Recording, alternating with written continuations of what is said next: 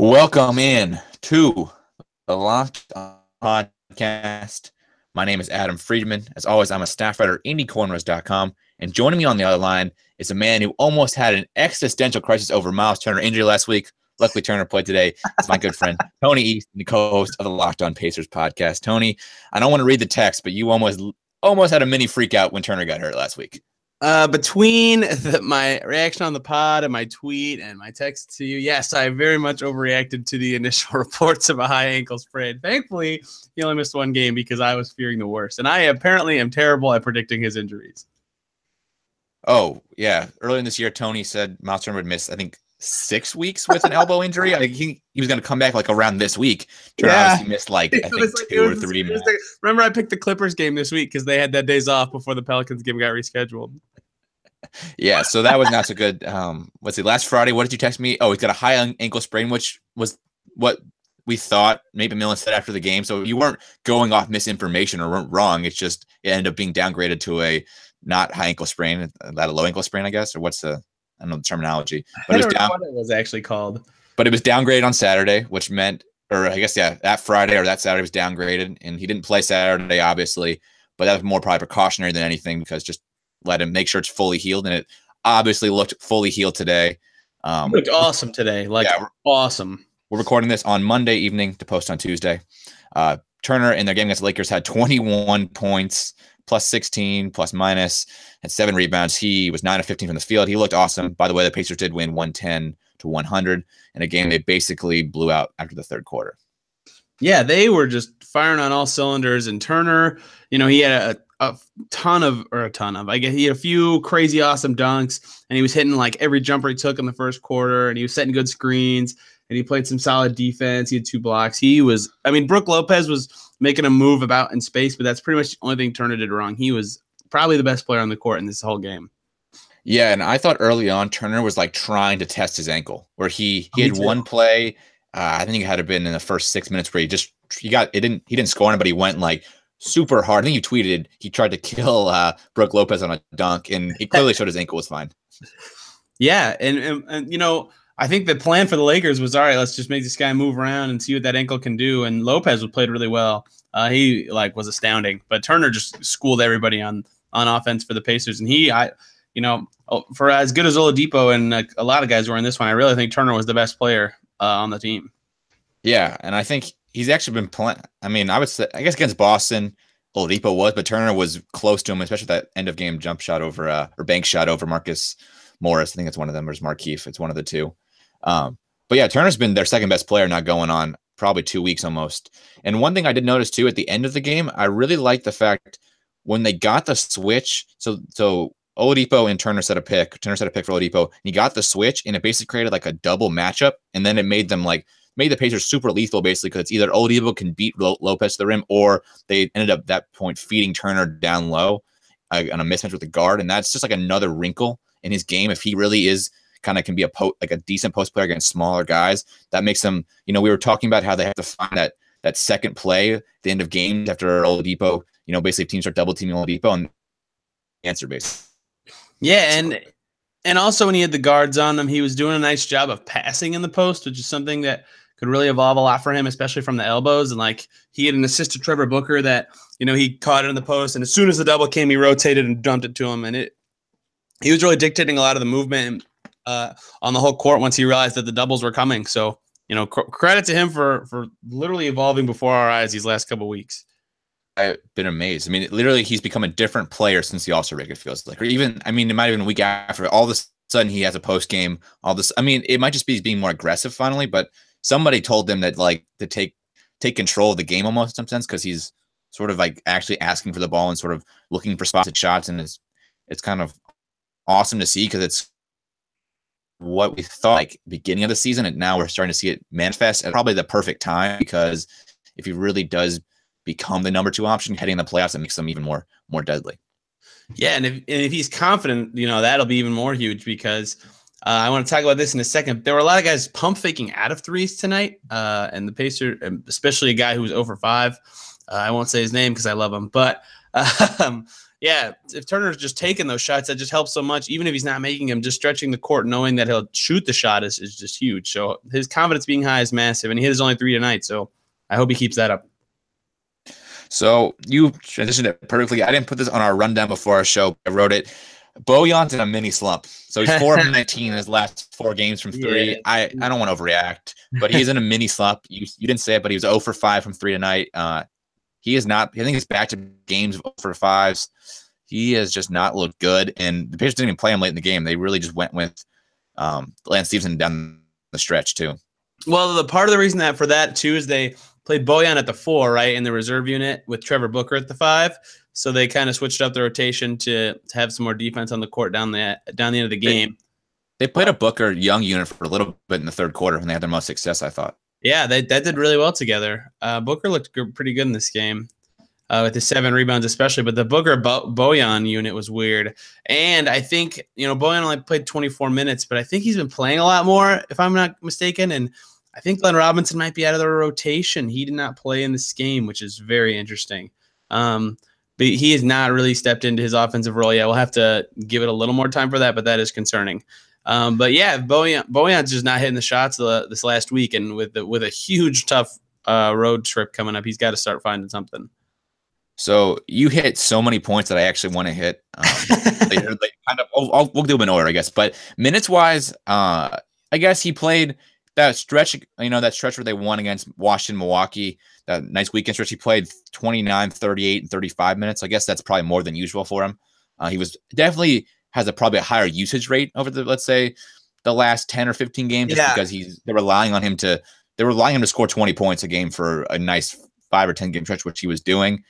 So maybe this is just the natural outcome of him just being used so much. I do think though it's interesting that you said that Glenn Robinson didn't play, and I think basically the 9 guys we saw play today are probably the rotation minus Jefferson and put in Sabonis. I mean, that's probably the playoff. That's probably the playoff rotation. I agree. And I think Bojan having to play the 4 is definitely probably another kind of dragging him down a little bit. So that's why I said I don't want to overreact too big right now, because it's only been 4 games. But if this continues for 2 more weeks, it's kind of a concern, because they don't really have to play him at the 4.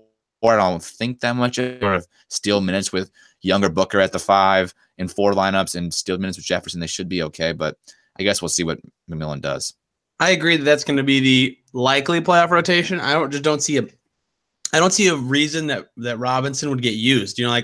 What situation is he the best guy to have out there? So I totally agree with you that those will be the 9 guys, and minus Jefferson plus Sabonis. And I think Sabonis's infusion could be nice coming up, because you can totally see this log of Al Jefferson out there, and Booker playing center looks kind of funny because he's kind of shorter. But another thing for Bojan tonight is he was in foul trouble. He had 4 fouls, so I don't know if he could get in a rhythm because of that. And the fact that he had to play 2 positions and only played half the game and was in foul trouble. I'll give him a pass tonight, but if the streak continues, I will be concerned. Yeah, I would agree with you. And I think he also has spent a lot of time. I guess he wasn't guarding, but the Lakers have a lot of perimeter guys, and he spent a lot of time chasing them. And they have a unique combination of perimeter guys that can shoot threes, but also take you in the block sometimes, which is sort of, they have a kind of those almost like Bojan type players, except they're willing to go down low a little more. Like you said, give him a pass this game. We should take Robinson just for a minute. I'm guessing he was a DNP CD, which is coach's decision. My guess is it's really because his 3-point shot isn't falling, and he's not any better defensive player than Lance Stephenson. So there's no point in playing him basically. And I think, why would you play Robinson? I think the only time you would play him is if you think Lance is just way too out of control. That's the only way Robinson really is going to get minutes in the playoffs, I think. Yeah, because his defense hasn't been as good as we thought it would be. And, he obviously is a pest. He missed 4 months of basketball. But without the 3-ball going in either, there's literally, like you said, there's not a situation where all right, we need this guy out there. So, maybe if you're down 3, your final lineup is Miles, Glenn. I don't know. I don't even think that would even be possible. I don't think he'll ever touch the court in the playoffs. I read your lineup is Turner, Bojan, Stevenson, Young, and Collison and Oladipo, right? That's maybe even, honestly, Young over Stevenson. Young's not a terrible 3-point shooter, but I think that's so situational that's going to be such a rare instance. I don't think we should really talk about that much. Yeah, I agree. Also, Thad was really good tonight. He shot really well. Yeah, he did. He's had a couple good games in a row. There's one thing I wanted to hit when you said, talking about Sabonis for a quick second, is remember when Nate Duncan said the Pacers were better off with Sabonis this season in Turner or off the bench, like better ration, and we agreed with him, and I think we just looked stupid. And then we were so wrong. We were so wrong, and now Turner is surging and making us look even dumber. Because I mean, I was thinking about it like if we flip Turner and Sabonis, I think Sabonis would still be good, but I would be more worried about this team with Turner having the Sabonis injury and Sabonis having the Turner injury. Because I mean, the way Turner's been playing recently, it's just, I know we talked about it earlier, but it's just like we were just so wrong about the field that too in the same sense. Yeah, and Sabonis was kind of struggling before his injury too, which makes it even more look dumber. So. What were we thinking on that one? And I know the thought process was there because Sabonis was killing it a lot and moving the ball around and stuff. But, he's finally fallen back to earth quite a bit. So I regret agreeing with that statement. Do you want to talk about Thad Young or you want to move on to some Collison and Joseph?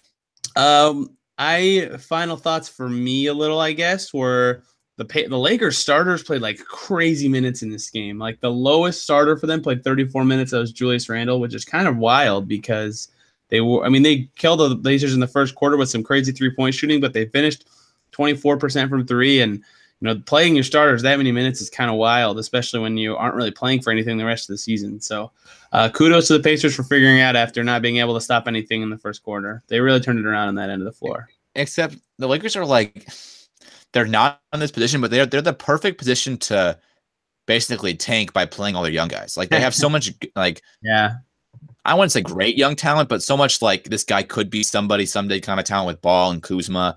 It's if they had their draft pick, to be like that's why you'd play these guys 38 minutes because you're trying to lose, but you're also trying to get your young guys minutes. Like kind of like what the Suns are doing, except off a much worse team. I agree. I think more of my point was less about what the Lakers are doing and more that the Pacers gave up only 63 points to basically the Lakers starters in 3 quarters, which is impressive. Yes, I guess that. And that third quarter run was, I mean, they couldn't miss. No, and it just, I mean, that's kind of want to talk about Collison and Joseph a little bit, but what I believe the lineup out there wasn't it Collison, Joseph, Stevenson, Booker, and then it was Bojan Booker, and then Young came in for a little bit, and so did Depot. But I think the real run was those 5, and that's why I want to talk about Collison and Joseph because when they play those 2 guys with Lance, something I've wanted to see. Really like Lance playing the small forward spot actually better than playing shooting guard. I think he fits better in small forward because he's pretty good at guarding the opposite 3, and he's kind of like a really good sort of man in the right moment. But he's also pretty good when he's surrounded with some decent shooters, which are Collison and Joseph. I like that lineup, and I hope to see that more because we were seeing basically Collison before. We were seeing Kojo on the bench and Robinson, and hopefully we'll see less of, but see that kind of 3-man lineup. It worked really well. I kind of thought it was weird at first, but seeing it kind of how it unfolded, like Collison can do his kind of off-ball thing with Depot just with Lance, and I know that works a lot worse, but I mean, they just went forward and it kind of worked. And then they have the floor spacing and Booker hits the glass really hard. He ended up with his 7 boards and, the Motley crew somehow ends up fitting and working together. And I kind of want to get the lineup stats for that if I can, but I doubt it's already posted anywhere. Yeah, exactly. I'm such a big fan of like the 3 guard lineup per se, where you would play like, let's say Collison, Joseph, Stevenson, or Collison, Joseph, and Oladipo. It's something that, so Nate McMillan is like a disciple of George Karl and something he used to run a lot. So I just like this kind of lineup, especially when you have guys like Vincent Oladipo who can kind of steal minutes by guarding the opposite small forward at times. They're really confident enough to do it. So I would like to see more of that going forward.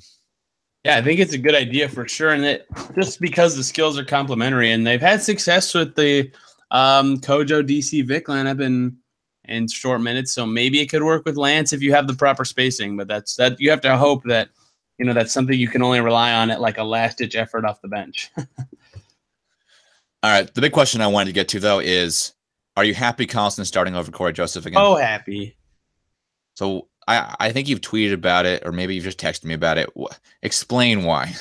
Well, I've done it on some solo pods. But I think that having Two reasons. One, I think having the offense at its most potent is better than having the defense being pretty potent and the offense being pretty potent. I like having more firepower on one end. And two, I think De'Aaron makes everyone else around him better, and I think that's huge. Just even when he's off the court, confidence thing, there's just so much impact there that is impossible to truly get with like a net rating stat or something like that. And you saw it tonight, Vic shot really well. Miles shot really well. Thad shot really well. If Bojan had hit his shots, De'Aaron would have pretty much made every one of the starting five better. And we've preached that stat where everyone, what is it? They shoot 7% better from three when he's out there or something like that. I think that was a stat before he got hurt. That yeah, sounds right. Yeah. So I just love that impact that he has, and I get Corey Joseph's impact, and like having him close games makes a lot of sense. But I like DC starting a lot more.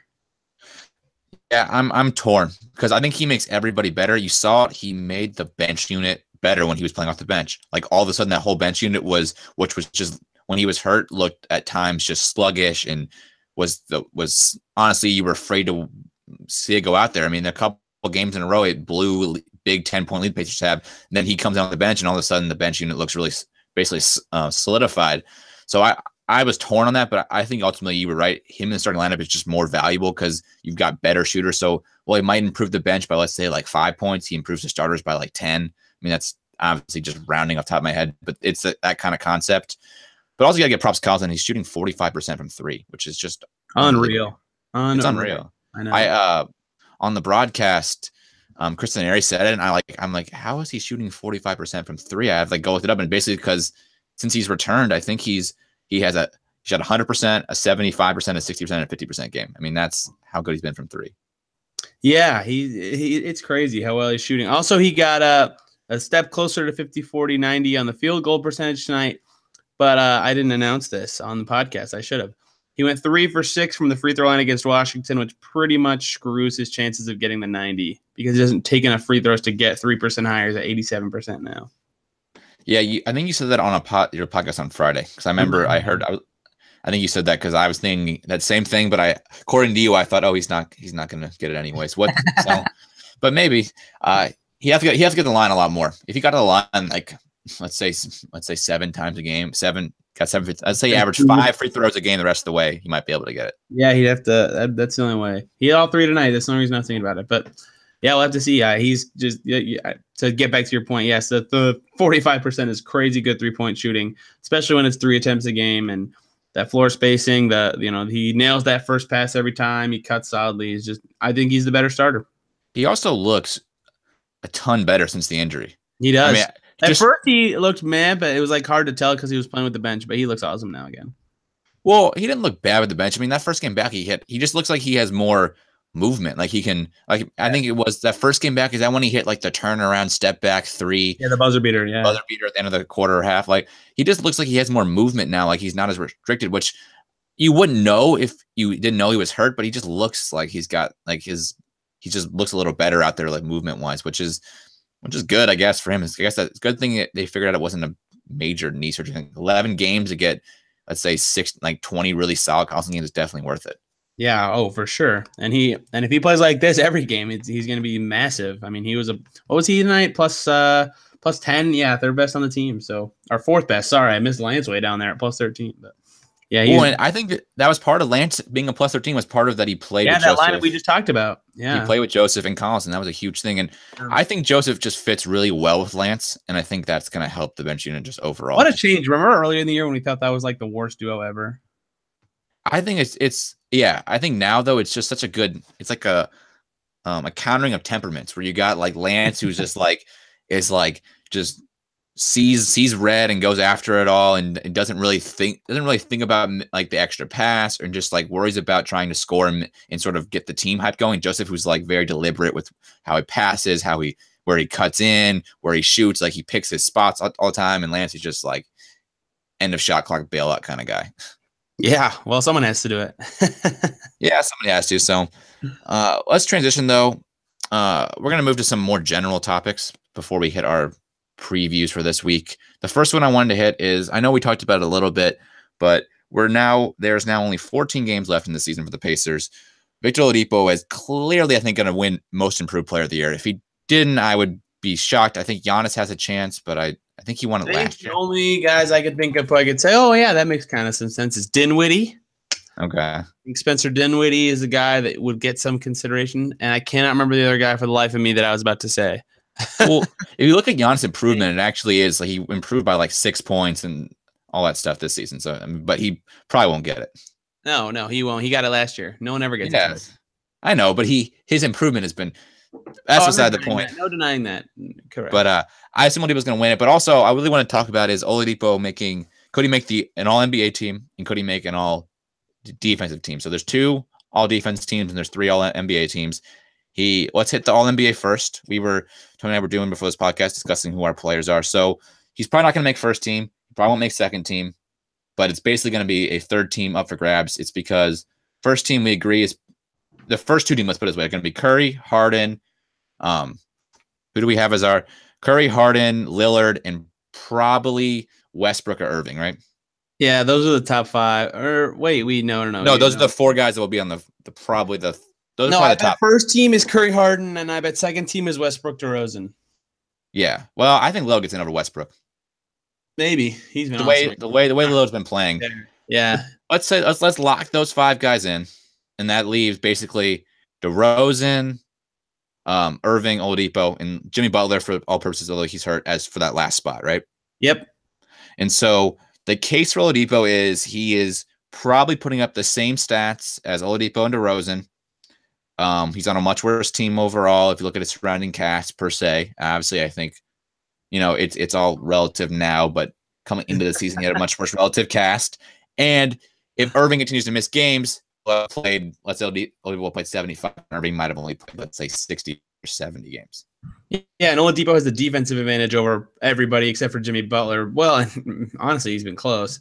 Jimmy's been better, but he's played a lot less games. So, you got to factor that in too. That puts him over a lot of those guys. So he's definitely got a chance, and it really will depend on how he closes out the year because Dame is just scorching right now. So he's going to be pretty hard to catch. And DeRozan has his team first in the East. So if he can stay ahead of Jimmy, like Jimmy misses the rest of the year, that he'll get him maybe, but it's going to be tough for him to catch some of those other guys. So the question is, there's a lot. Is there any chance Westbrook gets knocked for having a worse season last season? No. There's some Westbrook fatigue. Some Westbrook fatigue, though. A little bit. No chance he gets knocked for anything like that. Also, are they a worse team than last year? No. No, I know. And you're probably going to come down to can Oladipo beat DeRozan out and whether people value his defense. It's basically going to be there. Because DeRozan and him have almost identical stats. I mean, like, they're a couple percentage points off of each spot, and they're almost identical in points, rebounds, and Oladipo just has more steals. That's basically the only difference. Yes. And DeRozan has been DeRozan's on the first team in the East, which some randomly people will give him a bump for that, which is dumb, but it is what it is. Yeah, that's the difference. I mean, that's why he might be separated from Irving and DeRozan, to be honest, is because his team has a worse record, but also it's a worse surrounding cast. Yes, exactly. But you wrote about all defense. Who are the guards in play for all defense? Yeah, I think he has a much better chance here. So Chris Paul and Klay Thompson are probably the only 2 guys that I'd say are gonna, like I could say right now, are for sure in. So it's pretty much 2 spots for him. Some combination of him, Marcus Smart, Avery Bradley, Ben Simmons, and Jimmy Butler, and maybe Danny Green. And some of those guys have missed time, like Smart missed a bunch of time, and he's going to miss more time, so he might be out. Jimmy Butler's missed a bunch of time. Avery Bradley's currently missing a bunch of time.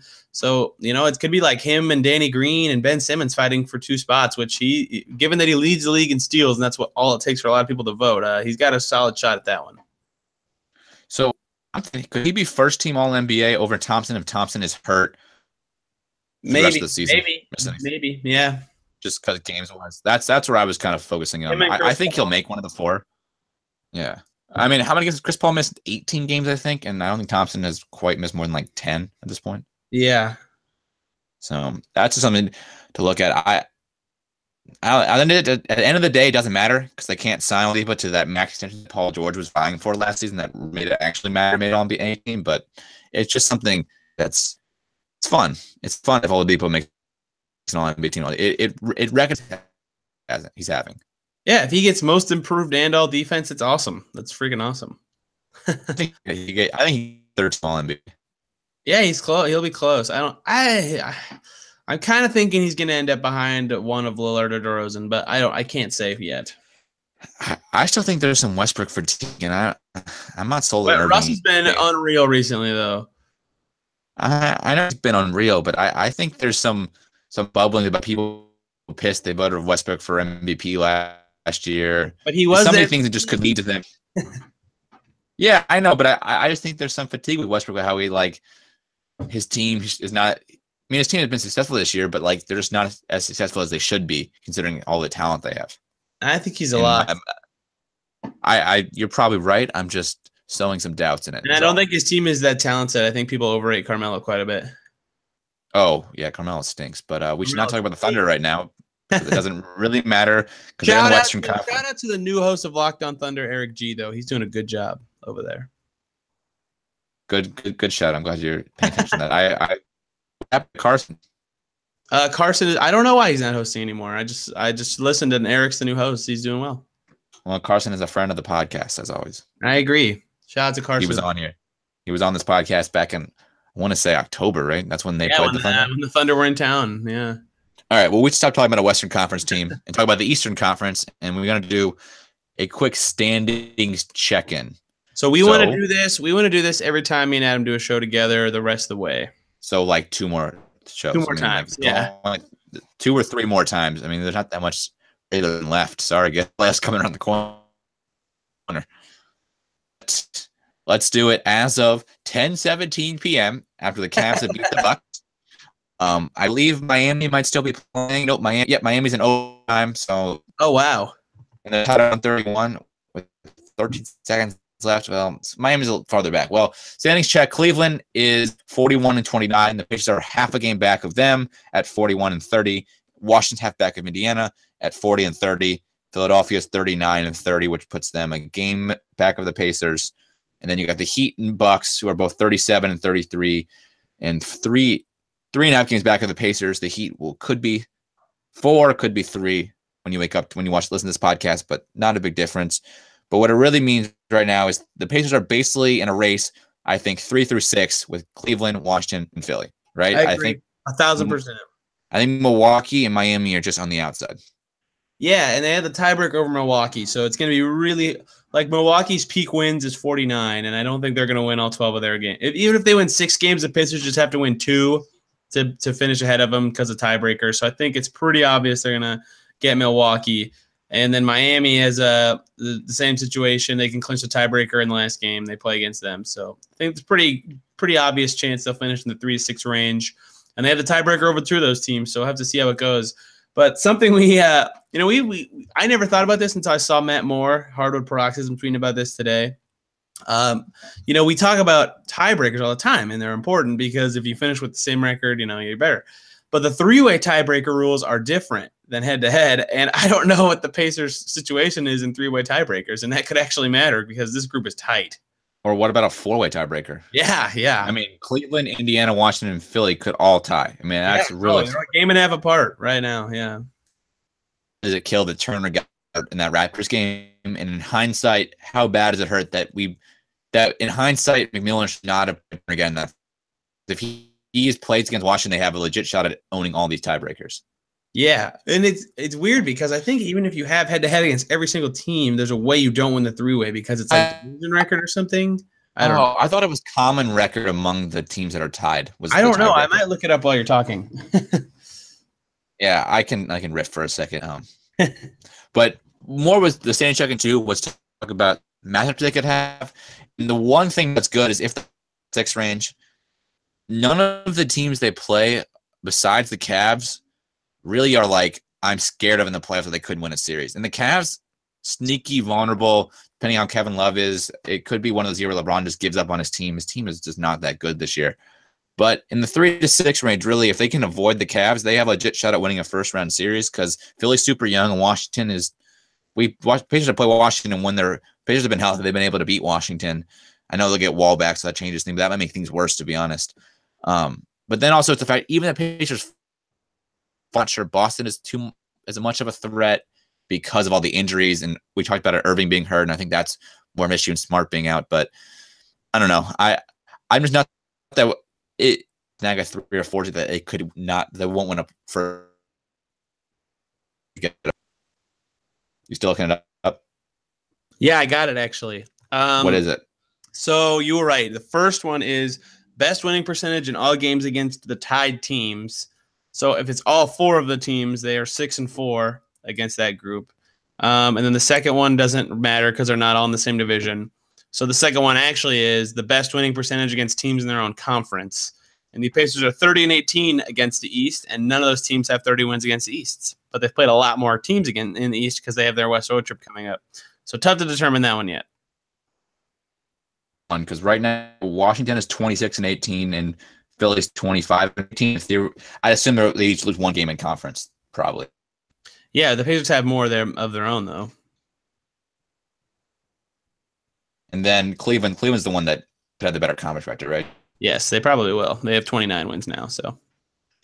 Yeah, I think they play some. The one thing to look at scheduling wise is that Cleveland plays some pretty bad teams. So Pacers have a pretty brutal schedule. The only thing they have going for them is that could Golden State just be in a mode where they don't play any? They're like with their all 4, their at least top 3 guys all hurt. Like that could be a possibility. And they might still win against New Orleans because they have to play them when we'll talk about it in a little bit on like a 3-day back-to-back stretch. So there's that possibility too.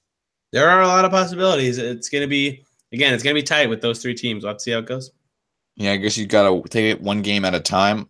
Last thing we want to hit before we get to the game preview, and it's been a long first segment. Woo-wee! I know. Sorry, we're going probably. By the way, I said I was going to time it. Did not do that. That's for another discussion, another time. I want to talk about the ESPN article had the top 25 players under 25, and they ranked Turner number 25. Woo! Have you read the article at all? No, I did not read it. So I think they're doing it based on the current moment. So as of right now, who you know what I mean? Like the number 1 guy was Davis, but I don't think they really did it based on, or the number 1 guy was Giannis, and number 2 was Davis. I don't think they did it based on projection, like who's going to be the best guy in 5 years. When did this come out? This came out, I believe it came out going on 2 weeks now. It came out the 7th, so I guess right. I found it. Last Friday. Yeah. It was insider. You fooled me again. Oh, I haven't been better. Sorry. I was on break last week, so I was reading a lot of time and just. I like to read when I'm in downtime. There's a ton of good young players in the league, so even being in it is pretty impressive. What bothered me was some of the guys in his list, at least potential, don't example, great young player, but his ceiling is not as high as Turner's. Even in my same with maybe even Andre Drummond. Those guys are good players. Drummond's an all-star and all stuff, but Drummond's reached his peak maybe at this point. And Clint Capella is sort of and that just sort of the only thing that bothers me. Otto Porter Jr. is also ahead of Turner, and I don't know potential-wise. Porter has higher ceiling than Turner, but that's the only thing that really bothered me about. I think Otto does for you sure. Do? That's the thing. Otto is one of those guys. I guess he could have a huge ceiling, a huge potential. But remember, Otto's almost 25. I'm totally with you on Capella because, I get it. He's awesome for the Rockets. No taking away from that. But he's so awesome because it's the Rockets, not because he's so skilled or anything. He gets set up by 2 of the best creators in the league. Yeah, Capella. He's on my fantasy team. He's probably going to win me the championship, but his ceiling is just not that high. Me with Gordon is ahead of him, and I get it. Right now, Aaron Gordon's better than Turner, but his ceiling, I don't know that I'd be to be one of the best 10 players on this list. Yeah, no, for 10, maybe not 10, but definitely higher than 25. I mean, I'm thinking Davis would be better than Giannis, Embiid, Towns, Porzingis will all be better than Beal would probably be better than him ceiling wise. Booker could be Booker, Simmons, Mitchell, I guess Tatum. Those kind of guys. There's a lot of good young players. But even young players. Even Andrew Wiggins is 23 on this list, and I mean, I'm just talking about contracts. We didn't even say Giannis yet. No, I said Giannis is number 1. Oh, did you? My bad, I missed that. Yeah, Giannis 1, Davis is 2. Those guys. I agree. He could be higher than 25. No doubt about that. Yeah, that's the only thing that bothered me about this. It's a really kind of a dumb critique, but I was reading it and I was steaming that way. But then next year it'll even get harder to be in there when the stud draft class comes. But anyway, yeah, I think he should be higher than 25 right now. I'm with you there. Yeah, and I don't know about the stud draft class. We can talk about that later. But we should probably hit. Oh yeah, go Syracuse. Syracuse made the quick shout out before we move on to our game preview. Syracuse in the Sweet 16. Syracuse, one of the worst basketball teams I've ever watched play in person. That team has got maybe 5 playable players and 7 guys they have to play, but they're in the Sweet 16. Happy you should be, and we're gonna take a break. Listen to it. We're gonna do.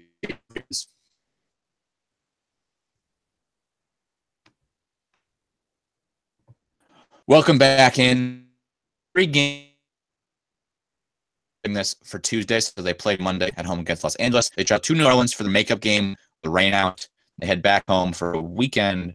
Probably the last weekend set of games when they play the Clippers and they play the Miami Heat. Tony, let's start with the Pelicans. What are their numbers? Pelicans, third in pace. Shockingly, third in pace because they do not seem to have an up-and-down roster. 10th in offense, 15th in defense, but most importantly, on a dang tear since the All-Star break, winning like an absurd amount of games. I can't do the math fast enough. That is 10-4. 10-4 since the All-Star break. So very hot Pelicans team who just got former Pacer Solomon Hill back from injury last night. Yeah, and really, this team has been on a tear since the Boogie injury. Couple players. So weird, yeah. I'm just gonna say my butcher right now is my non-Anthony Davis butcher would be Drew Holiday. Yes, mine too. Good answer. Good answer. So Holiday's been on my fantasy team all season 2. It's been a great little like backup guard to my Curry and McCollum combination.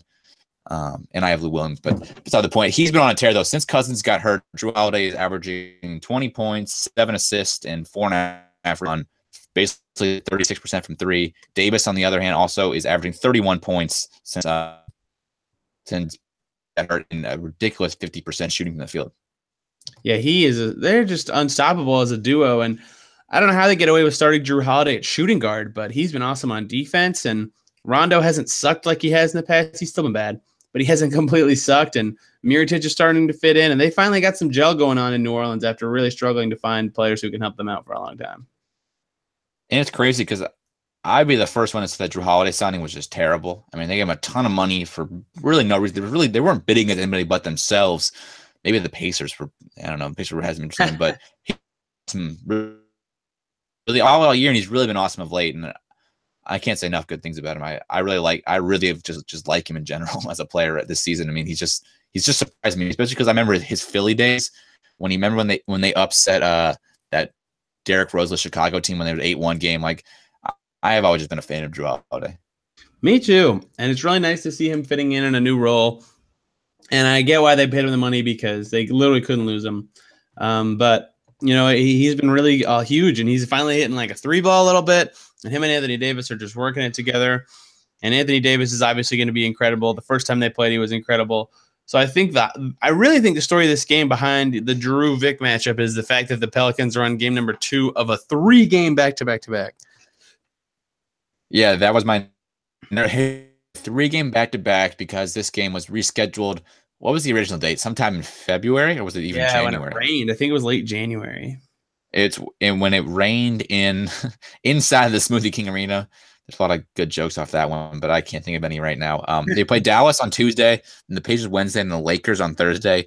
Lucky Lakers who don't need the win, but it could be a game Pacers can steal because they'll be on a back-to-back, and they're also, I know that, and they got Solomon Hill back, but the Pelicans have been just ravaged by injuries all year, and they're sort of like not as deep as they would like to be. So maybe Pacers can win this one because maybe Davis is a little tired or something like that. And that would be huge because it's another team Pacers have to play that are a playoff team, and it's another one they can kind of steal because of just some lucky scheduling mishap.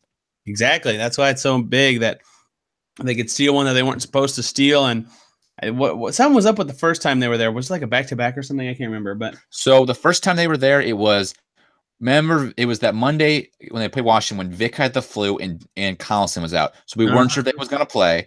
Then they got the extra day off and they played Boston that Friday and they're great against Boston because they were like on 4 days rest. So it's like it worked. It's going to work kind of in both ways if they can win on Wednesday, where they get the Pelicans in a bad situation and they got Vic healthy again and they were able to also win in Boston. Like it's going to be a 2-sided way. It's going to lead to basically 2 extra wins maybe for them. Yeah, that's huge. That's really massive. Which are huge, especially when we're talking about in a playoff race where like half a game is deciding everything basically right now. Yeah, really. So the Pelicans have 5 Kentucky graduates. I did not know that. Oh, name them for me. Anthony Davis, DeMarcus Cousins, Cheick Diallo. Oh, that says Kansas. There's still 5.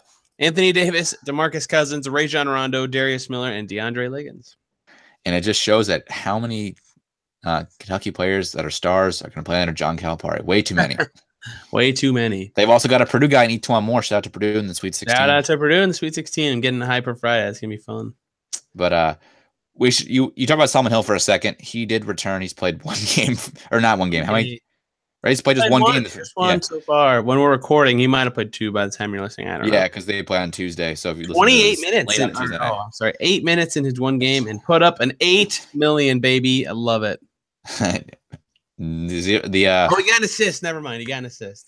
I would say that's our friend. That's the old Club Trillion from the Mark Titus day. That's what he calls it, Club Trillion. But I guess is what he's going to be a non-factor. They might not play him on Tuesday and let him play Wednesday because they need the stacker guys. But yeah, or he might play Tuesday and not play Wednesday. They might decide to throw away the Pacer game because they know they can beat the Lakers and Dallas. Because I think if you're the Pelicans, winning 2 out of 3 of those is just like that's what you want.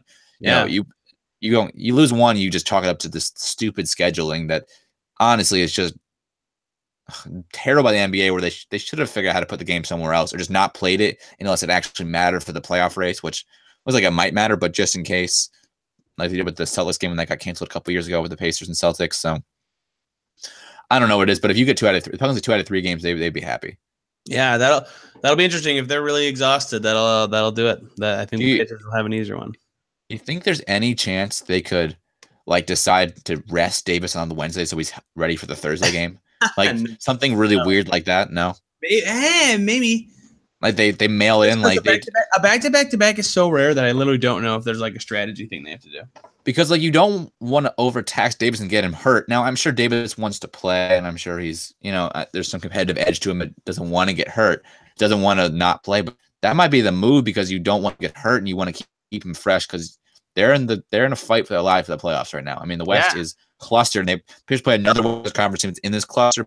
Basically, the Pelicans are the same record as the Pacers, or one game, half game back, like 40 and 30, but from like 5 to 10 are all clustered by I think 2.5 games. Yeah, it's gonna be they're pretty close in record. The Pelicans won in Indiana too, so it's gonna be a fascinating game, and seeing their strategy will be interesting. So then let's flip it on the other side. What is the Pacers' most important player or thing to do? Take care of the ball, and Anthony Davis is going to get his. So shutting down everybody else. Don't let Rondo be a killer. What do you have that one game 28 assists this year? That's when he's at his most deadly. So let Anthony Davis get his. Keep the other guys at bay. I would say though, my big thing is Miles Turner having a big game. Oh, I'd pick one player. I'm sorry. Yeah, well, no, you like to do that thing on X Factor where you do like a thing instead of a player. You can pick whatever you want. Okay, yes, that's what I pick. Okay, you really got to pick Miles Turner? No. You're talking about okay. This is great podcasting, by the way. No, my X Factor though was the fact that Turner has to, if he's being guarded by Davis defense, and try to slow him down just a little bit, just to make him more exhausted, especially on a back-to-back. And he can pull him away from the basket, which is nice. Yeah, and the first time they played, oh, by the way, that Miami-Denver game, 2 overtime now. Miami's going to win. Wow, what a comeback from Denver. Oh, no, never mind. But Miami's going to win. Yeah, Miami's up 8. And the first time they played, I think Turner had a very game. I'm looking up his stats right now to make sure. Oh, he had 21 points, but he was 6 of 16, and it was just like, I remember it was kind of a slog for him. It felt like he couldn't hit anything. He got to the line a ton. But that's what he's got to do. He's really just got to, I think, wear out Davis in the defensive end just so that if it ends up being a close game late, Davis is just a little more tired and they can maybe, swings it by a point or 2 at the end of the game. Yeah, that's going to have to be how they handle it. And if Anthony Davis plays a big minutes, they're going to be screwed for that Lakers game. So how they handle that will be more interesting even every time we talk more about this game and a layer of their rest gets brought to light. But yeah, that's going to be – I remember Anthony Davis and Cousins shooting the 3-ball really well that first game. So, yeah, Miles keeping him tired will be interesting and important. All right, we probably exhausted the Pelicans. You sound like you exhausted the Pelicans talk. Let's move on. The Los Angeles Clippers. Do you have their numbers up? Should we talk about our friends at MyBookie first? No. Okay, yeah. Let's start from the MyBookie. Our friends at MyBookie. That was the worst intro to an ad of all time, but we love MyBookie. So, all right, hold on. We're gonna pause and we're just gonna do the ad, and I'm gonna cut this part out. okay. So I'm gonna the MyBookie ad, and when I do talk next, but thanks for catching me.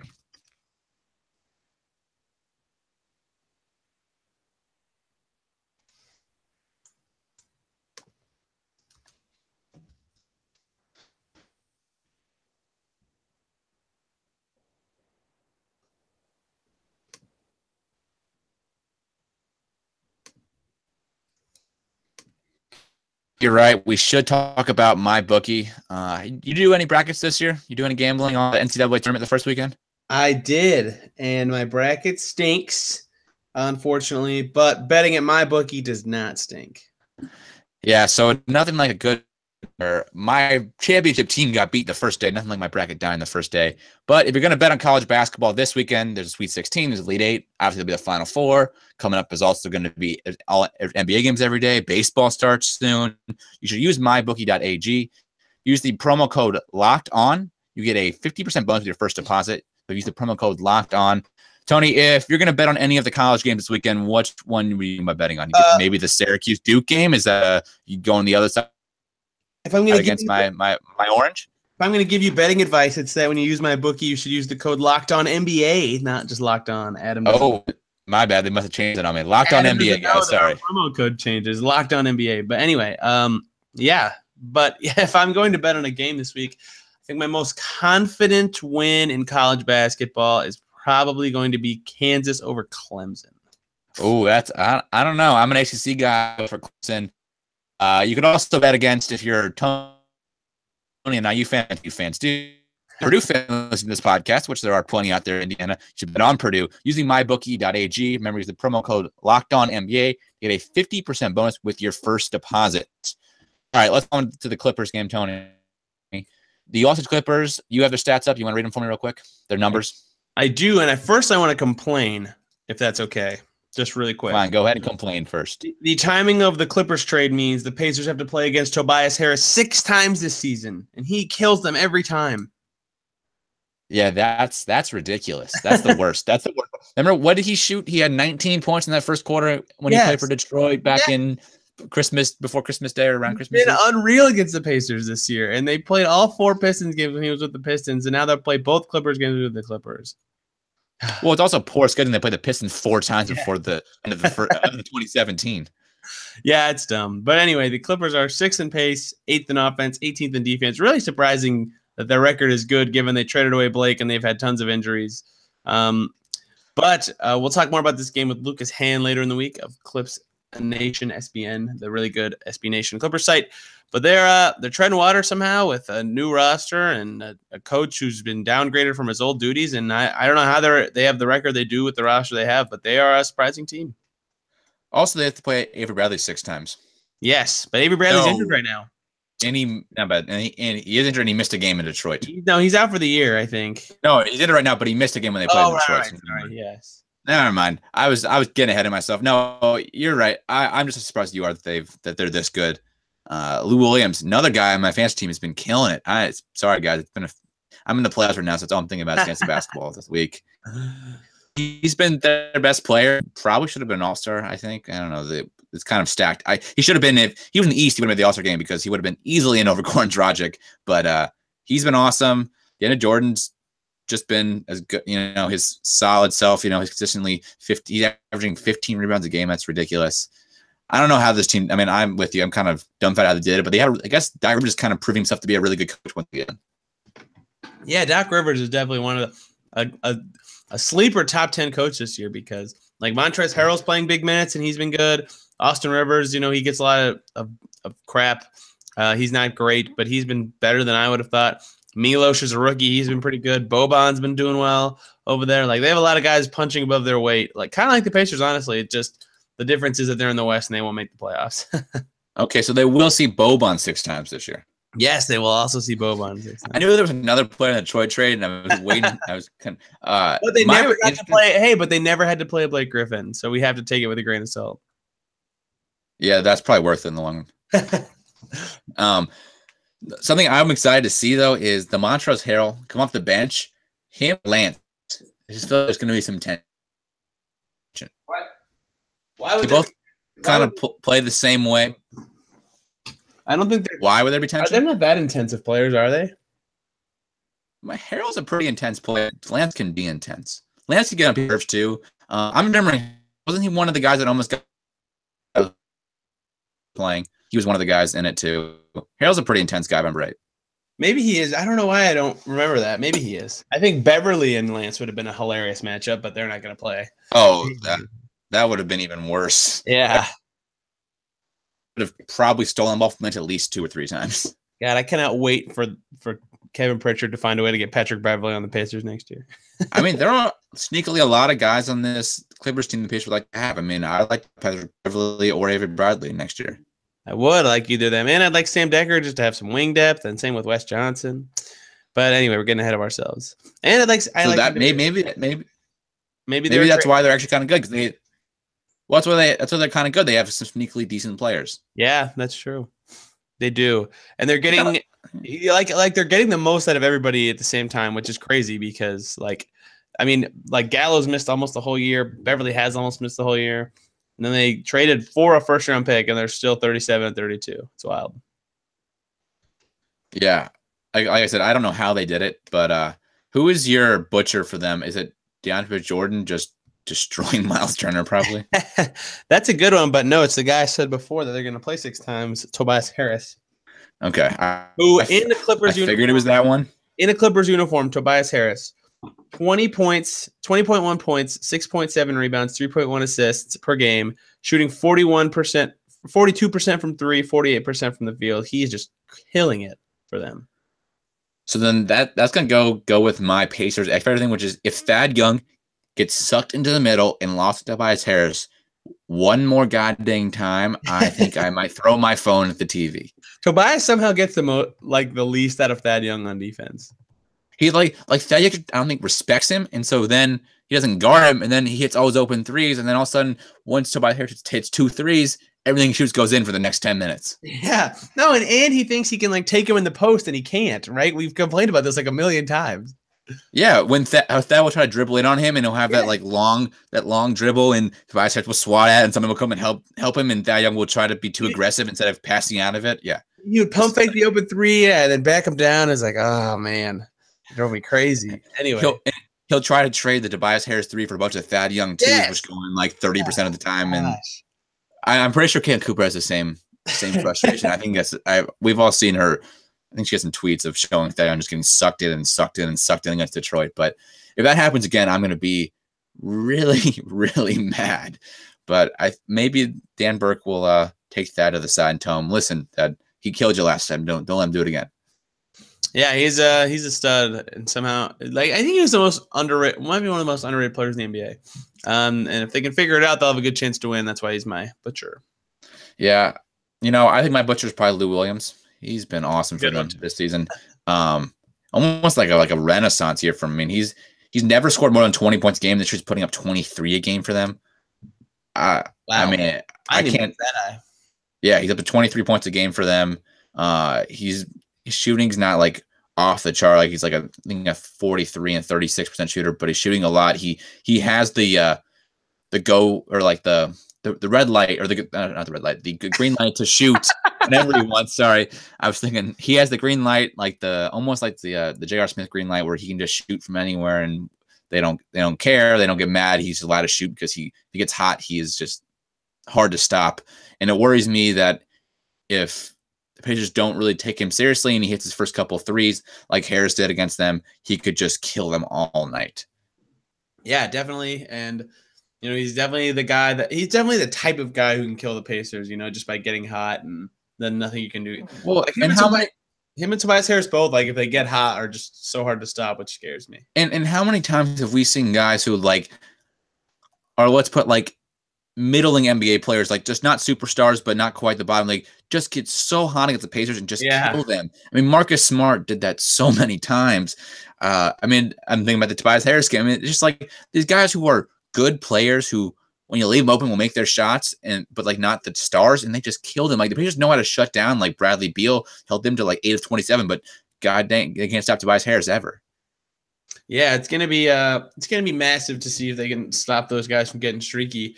And if they can, what do they do with DeAndre, who neither of us picked, but is a super important player because of his defense and lobs? Yeah, it's going to be hard for Oladipo to get to the rim. Oh, definitely. Even if he does, it'll be hard to finish over him. So this is a tough one. Yeah, no, I mean, even if Oladipo gets to the rim, it's gonna be meeting like a cinder block almost. Oh, for sure. Yeah, he's so good, and the lobs or something like. I get that it's easy. It's possible to stop them, but it seems like you just get in the way. But somehow players have trouble, so he's good at what he does. And we've seen the recipe of how you beat the team with that good Page with that good a center, and what Utah did with Gobert. Yes. And Gobert, basically, they just gave Gobert the ball, and basically they sucked the Pacers out on defense, and then Gobert just kind of like got the inside track on all the centers and just basically used his body to push him out of the way and dunk in every time. It seemed like. Exactly. So, what do you got an X factor, player X factor? I mean, was that your X factor, just DeAndre Jordan trying to figure out how to play him? Oh, well, no. My X factor for the Pacers, yeah, I guess is based around DeAndre is just Miles keeping him away from the basket all he can. Yeah. I think against Utah, I said if Turner hit his first like 2 or 3 jumpers, that could be the difference in the game. But I think Turner did. He did, and it didn't do anything. I mean, part of that game, they were in it for part of it, and then they just didn't play very good deep. That was part of the whole game. They just did not do a good job getting after shooters, which could be the same issue against the Clippers. But if Turner can hit his first couple of shots and they can actually like get after the shooters like they usually do, they have a pretty good shot of winning this game.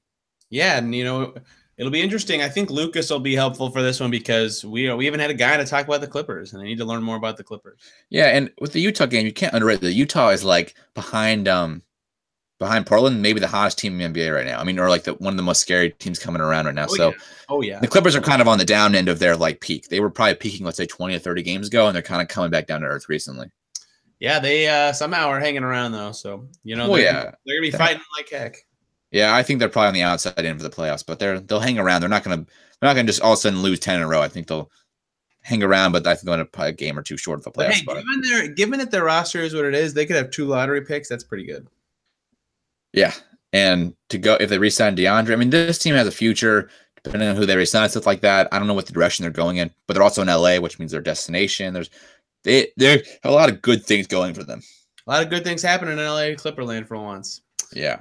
Let's move to the last game though. Yeah, let's do it. We're probably going on over an hour now. Wow. I'm sure we've gone an hour and 20, but we'll find out how long we've gone later because I didn't record it.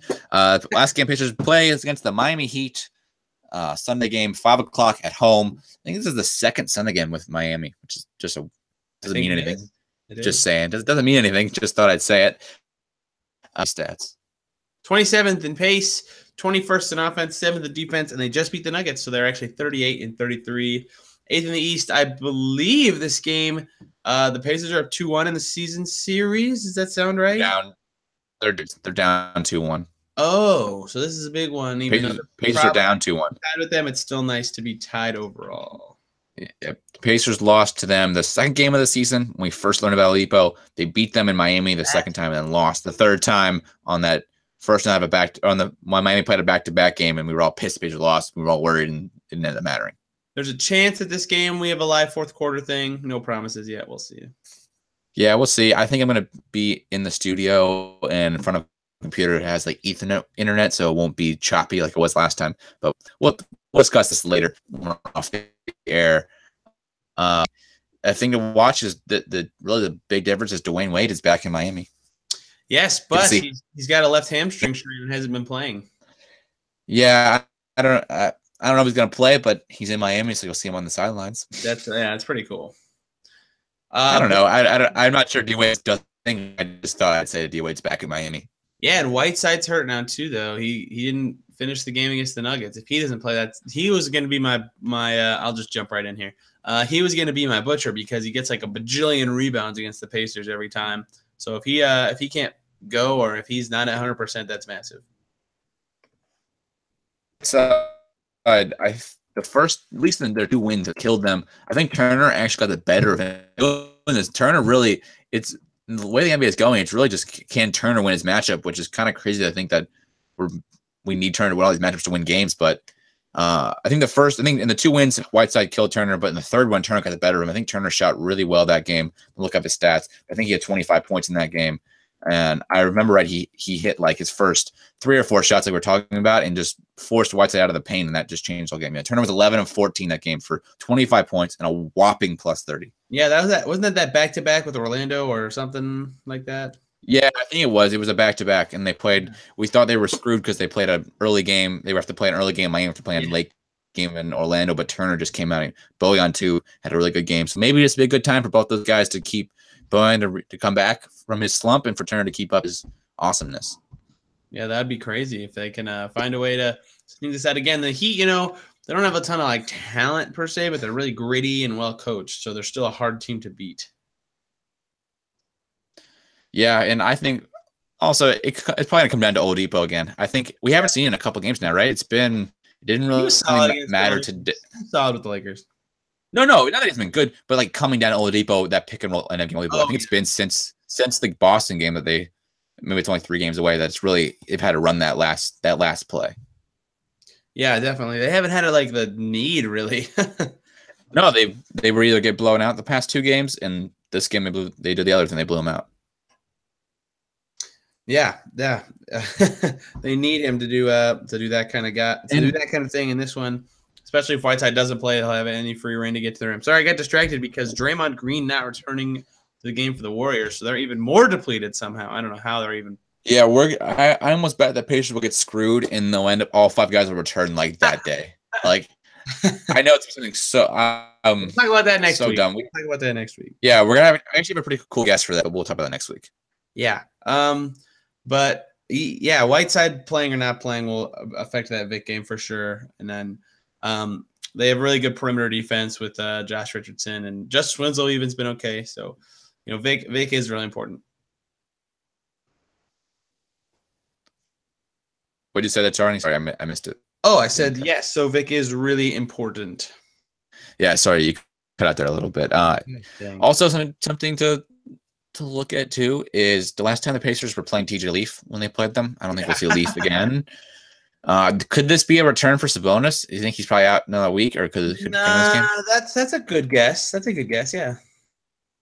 Yeah, so we could see Sabonis, and crazy when they played Miami the second time, Wilkins played. So, oh my gosh, what's crazy is so the Pacers actually they lost the Heat by 8 and 4, and they beat them by 25 to them.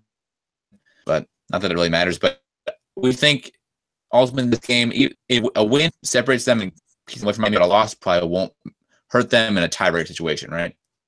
No, probably not. I mean, it doesn't help, obviously, but not something I would like. They probably separate them. It would really separate the 3 through 6. If they break even with the Heat, I basically guarantee they finish ahead of them. Yeah, I think if they beat the Heat, they'll probably finish in the top 6 for sure. I agree. I agree. We probably covered Butchers. What's your X factor for the Pacers? That was kind of our big discussion, I felt like. But another game against the center that Turner's going to have to pull. Like literally this whole week, Turner's shot's going to be huge, just pulling the other center away from the rim. And I feel like we do this every week sometimes, where they just play like 4 or 5 really good centers in a row. Maybe it's because there's a lot of good young centers in the NBA, which when we look at the top 25 young players, like all of them are centers, except for Giannis, basically. I mean, it's kind of crazy. It is crazy. It's the way the league is. There's a lot of good young centers, and good the Pacers have one. It's a good sign. Yeah, for sure. Especially if he can be effective in destroying the other centers. All right. So, Tony, do they over-under on 2.5 wins this week? Under. Over-under on 1.5 wins this week. Oh, man. You're making me pinpoint it here. I think they can beat the Heat at home. So, man. Okay. That's your lock of the week. I'll go over 1.5. Yeah. I think they sweep the week. Wow. Barring some weird injury or something, something unexpected. From what I saw from Turner tonight, he just looked like he had like a fire in his eyes. And I don't know if he'll bring the rest of the week, but he looked like if he has that kind of thing, and Oladipo can put together a couple good games, which he seems like, he has 3 or 4 really games, and then 3 or 4 okay games for him is like 21 points, so it's still a good game.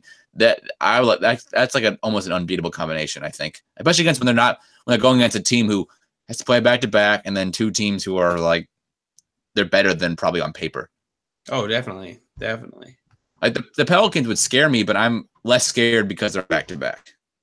Oh, definitely. Yeah, the back-to-back. Yeah. If I had to really pick one to be my second win after the Heat, I'd probably pick the Pelicans. So I'm with you there. So the Pacers have to win, what, 9 of their last 14 to win 50 wins? I ask this every week. Can they do it? Nope. Do it. All right. I don't know. Stop it. 50 wins. That's my. I think actually. So what's in the 3 seed? It's like 48, probably 47. 11 games to get to 50 wins. Oh, that's right. Okay. I'm going to left 11. Is 47 to 48 a number that you need to get the 3 seed? I think the 49, probably 48. The Cavs are just going to walk through people, so it's going to be in the high 40s for sure. Okay. I think 48 is the number I want to say because the Cavs have an easy schedule.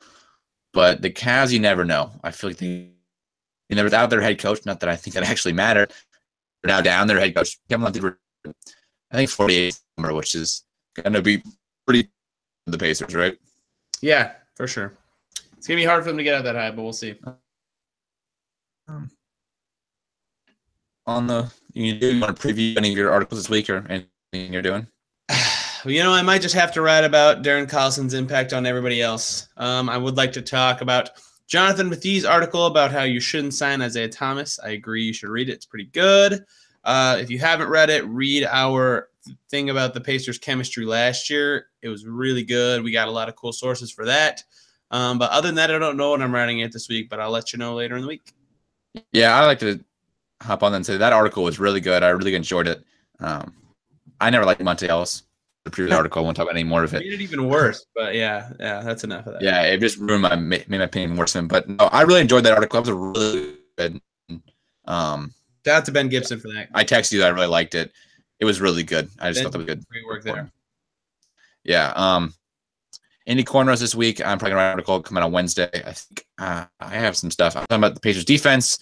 How it's weirdly been much better since the turn of the year. That's your preview for that. Tony will be back on. I'll be doing Wednesday show. Tony will be back on Thursday and Friday. He's got a guest, like he said already. This is on Pacers Podcast. As always, subscribe to us on Spotify, wherever you get this podcast. You're on Pacers. Follow Tony at TJ. Me at Freedom Adam 5. Have a great rest of your day.